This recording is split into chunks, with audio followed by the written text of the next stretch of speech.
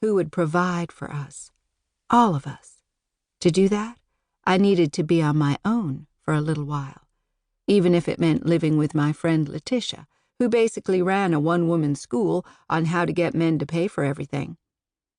My mama believed that when you put the cheese out for the mouse, you have to make it look at least a little appetizing. Cut the mold off, or place it in the trap so the mold is on the side that doesn't show. I had to look good, and I had to look as if I didn't have a care in the world, and I couldn't manage that in my family's crowded apartment on Auchentorley Terrace. Okay, so maybe I could imagine taking a job where you had to touch people you didn't want to touch. But what woman doesn't do that? You did it yourself, I'm guessing, when you married Milton Schwartz. Because no one could fall in fairy tale love with the Milton Schwartz I once knew. It was, I can remember if I figure out how old my babies were, 1964, late fall, the faintest chill in the air. You had a plain black pillbox hat, no veil. I bet people told you that you looked like Jackie Kennedy. I bet you liked it, even as you denied it with a "Who, me?" laugh. The wind ruffled your hair, but only a little. You had that dew shellacked. You wore a black coat with fur at the throat and cuffs. Believe me, I remember that coat. And boy, Milton looked so much like his father, and it was only then that I realized that old Mr. Schwartz had been kind of young and kind of handsome when I was a kid. When I was a little girl buying candy in his store, I thought he was old. He wasn't even 40. Now I was 26, and Milton had to be almost 40, and there you were next to him, and I could not get over what a fine woman he had gotten for himself. Maybe he was nicer now, I thought. People change. They do, they do. I did. It's just that no one will ever know. What did you see? I can't remember what I was wearing, but I can guess. A coat, too thin even for that mild day, probably came from a church box, so it was pilled and limp, saggy at the hem, scuffed shoes, run-down heels. Your shoes were black and shiny. My legs were bare. You had the kind of stockings that almost shimmered.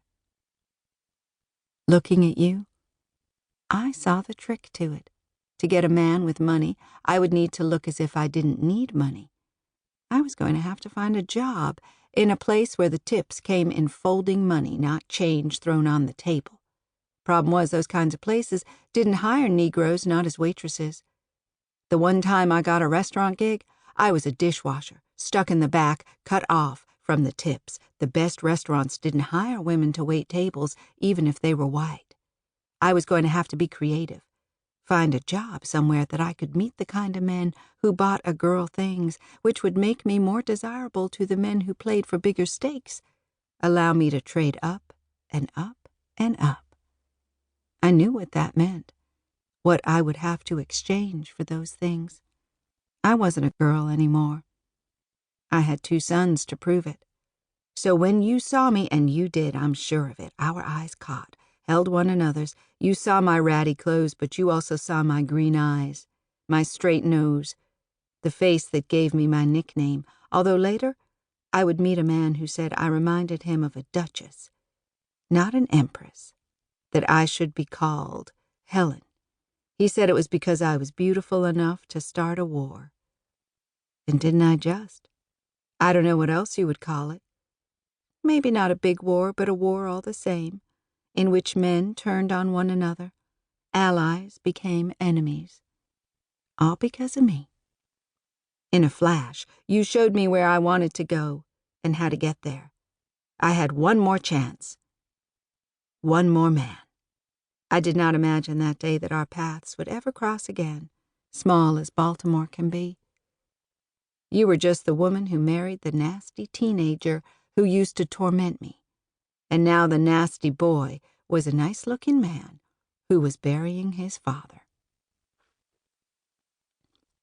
I need a husband like that, I thought. Not a white man, of course, but a man who could buy me a coat with fur at the neck and the